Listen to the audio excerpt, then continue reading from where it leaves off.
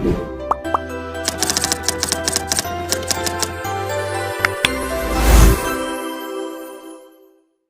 عشق ادا کرتے ہیں، نماز عشق پڑھی جاتی ہے، اور اس نماز عشق کو لوگ باعث اجر و ثواب سمجھتے ہیں کہ اس پہ ہمیں ثواب ملے گا۔ نماز عشق کیا ہے؟ نماز عشق یہ ہے کہ قیام کی حالت میں 20 مرتبہ اللہ اللہ اللہ اللہ پڑھا جاتا ہے، رکوع کے اندر جائیں تو پھر اللہ اللہ اللہ 10 مرتبہ، پھر جب قومے کی طرف آئیں تو پھر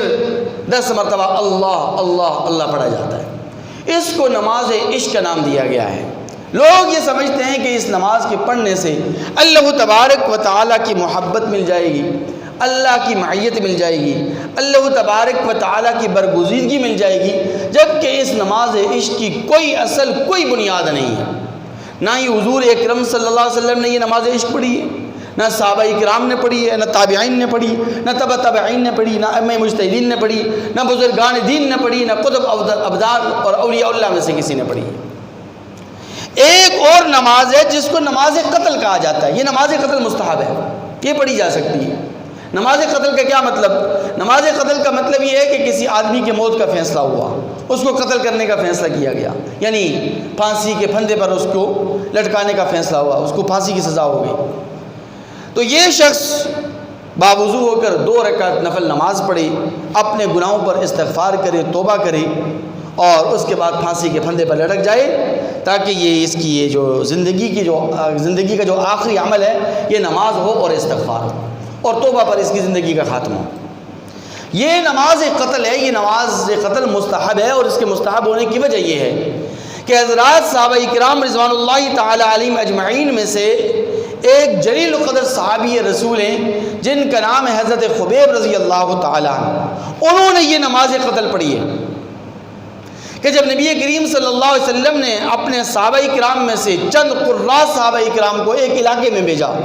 کہ جاؤ جا کر اس علاقے میں لوگوں کو دین سکھلاؤ، قرآن سکھلاؤ، دینی مسائل انہیں سکھلاؤ، لوگوں نے دھوکہ کیا اور ان تمام صحابہ کرام کو 70 سے زیادہ صحابہ کرام جو قراء صحابہ کرام تھے ان سب کو شہید کر دیا، لیکن خبیب رضی اللہ تعالیٰ عنہ بچ گئے، ان کو وہ کفار پکڑ نہ سکے لیکن بعد میں پھر گرفتار ہو گئے، لیکن ان کو کفار نے اس وقت شہید نہیں کیا بلکہ ان کو مکہ میں لایا گیا اور لا کر وہاں پر بڑے اہتمام کے ساتھ اور بڑے تجھ کو احتشام کے ساتھ انہیں پھانسی کے پھندے پر لٹکانے کا انہوں نے فیصلہ کیا۔ تو حضرت خبیب رضی اللہ تعالی عنہ کو جب پھانسی کی سزا دی جانے لگی اور انہیں قتل کیا جانے لگا اور سولی پر انہیں لٹکایا جانے لگا،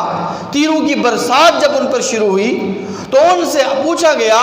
کہ آپ کی زندگی کی آخری خواہش کیا ہے؟ تو حضرت خبیب رضی اللہ تعالی عنہ نے فرمایا کہ اگر مجھے اجازت ہو تو مجھے 2 رکعت نفل نماز پڑھنے کی اجازت مل جائے تو یہ میرے لیے سب سے بڑی سعادت ہوگی، سب سے بڑی غنیمت ہوگی، اور میری زندگی کی سب سے بڑی خواہش یہی ہے۔ آپ کھڑے ہوئے رضی اللہ تعالی عنہ اور 2 رکعت نفل نماز پڑھی، اور نماز پڑھ کر اللہ تبارک و تعالیٰ کی طرف رجوع ہوئے، اللہ تبارک و تعالیٰ سے اپنے گناہوں کی مغفرت طلب کی، وہ گناہوں کی بخشش مانگی، اور پھر پھانسی کے پھندے پر لٹک گئے۔ تو اس وقت سے یہ نماز مستحب ہو گئی۔ تو بہرحال نماز قتل یہ نماز مستحب ضرور ہے، لیکن نماز عشق کی کوئی حقیقت نہیں ہے۔ ہم جو 5 وقت کی نماز جو ہمیں پڑھنی چاہیے تھی وہ 5 وقت کی نماز ہم پڑھتے نہیں، کبھی الفیہ نماز پڑھ لیتے ہیں اور کہتے ہیں کہ دیکھیے ہم نے الفیہ نماز پڑھ لی، زندگی بھر کی ساری نمازوں کی قضا ہو گئی۔ کبھی جناب والا ہم نماز عشق ادا کرتے ہیں اور کہتے ہیں کہ اس سے اللہ تعالیٰ کی محبت ہمیں ملی۔ 5 وقت کی نماز کی ادائیگی کے بغیر نہ اللہ کی محبت نصیب ہو سکتی ہے، نہ اللہ کی رضا نصیب ہو سکتی ہے۔ اور یہ 5 وقت کی نماز کوئی معمولی نماز نہیں ہے، یہ کوئی معمولی عبادت نہیں ہے۔ حضرت کعب احبار رضی اللہ تعالی عنہ فرماتے ہیں کہ میں نے تورات کے اندر پڑھا کہ تورات کے اندر اللہ تبارک و تعالی نے موسیٰ علیہ السلام سے فرمایا کہ اے میرے کلیم، کیا تو جانتا ہے کہ میں نے اپنے محبوب پیغمبر صلی اللہ علیہ وسلم کی امت پر 5 وقت کی نماز فرض کی ہے،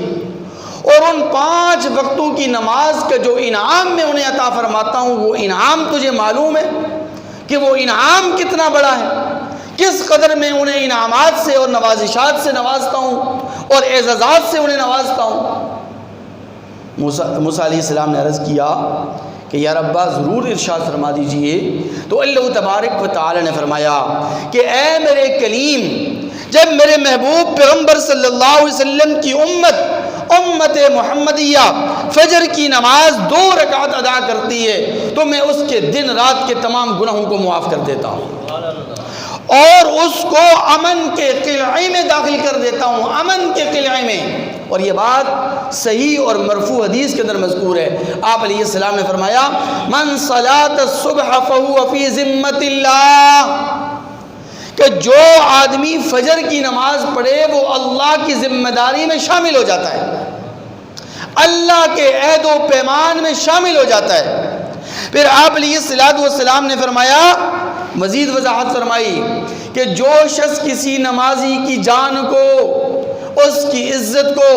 اس کے وقار کو، اس کے اہل و عیال کو، اس کے مال و متاع کو نقصان پہنچائے گا، کسی قسم کا نقصان پہنچائے گا، اللہ تبارک و تعالی اوندے منہ اس کو جہنم کی آگ میں داخل فرمائیں گے، کیونکہ یہ اللہ کے ذمے میں ہے۔ یہ فجر کا نمازی، یہ فجر کی نماز پڑھنے والا، یہ فجر کی نماز کا اہتمام کرنے والا اللہ کے عہد و پیمان کے اندر شامل ہے۔ اس کی عزت کو، اس کے وقار کو، اس کے اہل و عیال کو، اس کے مال و متاع کو تم نقصان نہیں پہنچا سکتے۔ اور فرمایا کہ اے میرے کلیم، کیا تو جانتا ہے کہ میں نے اپنے محبوب پیغمبر صلی اللہ علیہ وسلم کی امت پر، امت محمدیہ پر ظہر کی نماز فرض فرمائی، اور جب میرے محبوب پیغمبر کی امت ظہر کی 4 رکعتیں ادا کرتی ہے، ہر رکعت کے بدلے میں اسے الگ تھلگ اور ایک انوکھا اور ایک بہت بڑا انعام عطا کرتا ہوں۔ جب میرے محبوب پیغمبر صلی اللہ علیہ وسلم کی امت محمدیہ ظہر کی 4 رکعتوں میں سے پہلی رکعت ادا کرتی ہے تو میں اس کے تمام گناہوں کو معاف کر دیتا ہوں اور اس کے تمام گناہوں کی مغفرت کا اعلان کر دیتا ہوں۔ جب ظہر کی نماز کی دوسری رکعت ادا کرتی ہے تو میں اس کا نامہ اعمال اتنا وزنی بنا دیتا ہوں کہ روز محشر جب اس کا نامہ اعمال تولا جائے گا تو اس کی نیکیوں کا پلڑا جھک جائے گا۔ اور میرے محبوب پیغمبر صلی اللہ علیہ وسلم کی امت محمدیہ ظہر کی تیسری رکعت ادا کرتی ہے تو اللہ تبارک و تعالیٰ کے جتنے بھی رحمت کے فرشتے ہیں، رحمت کے سارے فرشتے اس کے حق میں دعائے مغفرت کرتے ہیں۔ اور جب میرے محبوب پیغمبر صلی اللہ علیہ وسلم کی امت محمدیہ ظہر کی 4تھی رکعت ادا کرتی ہے